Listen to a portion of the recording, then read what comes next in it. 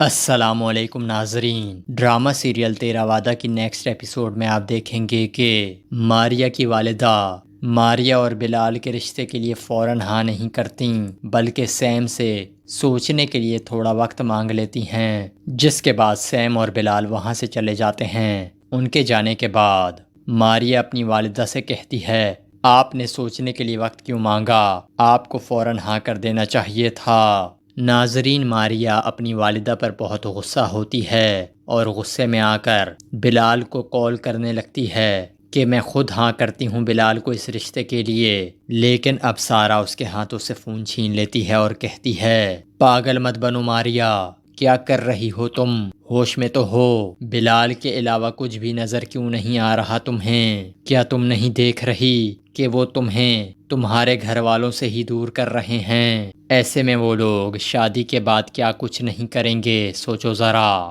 اسی لیے تمہیں بھی بلال کے ساتھ رشتے سے انکار کر دینا چاہیے۔ لیکن ناظرین، ماریہ پر جو عشق کا بھوت سوار ہے وہ اس رشتے سے انکار کبھی نہیں کرے گی، اور آخرکار بلال سے ماریہ کی شادی ہو ہی جائے گی، اور اس ہی شرط پر ہوگی کہ وہ اپنے گھر والوں سے کوئی تعلق نہیں رکھے گی۔ دوسری طرف آپ دیکھیں گے کہ علی اپنی والدہ سے سارا کے بارے میں بات کرتے ہوئے کہتا ہے، امی میں چاہتا ہوں کہ آپ اور بھائی میرے ساتھ سارا کے گھر چلیں اور وہاں جا کر ان لوگوں سے ہم میرے اور سارا کے رشتے کی بات کریں۔ یہ سن کر علی کی امی کہتی ہیں، میں اس معمولی لڑکی کے گھر کبھی بھی اپنے بیٹے کا رشتہ لے کر نہیں جاؤں گی۔ یہ سن کر علی کہتا ہے، امی شادی تو میں صرف اور صرف سارا سے ہی کروں گا، اگر آپ نے میرے ساتھ چلنا ہے تو چلیں، ورنہ میں اکیلا ہی رشتہ لے کر چلا جاؤں گا۔ لیکن آپ یہ بات یاد رکھیے گا کہ اگر میں اکیلا ہی وہاں چلا گیا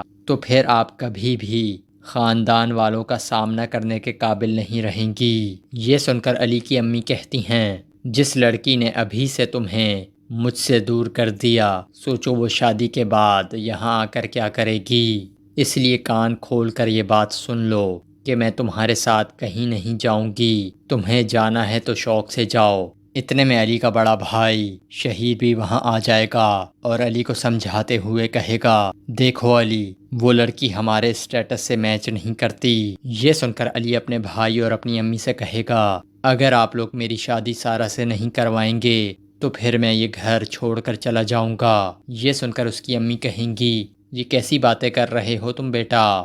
تم اس معمولی لڑکی کے لیے اپنے گھر والوں کو چھوڑ دو گے؟ اس کے بعد علی کا بڑا بھائی شہیر اپنی امی سے کہے گا، امی جانے دیں اسے، کہاں جائے گا؟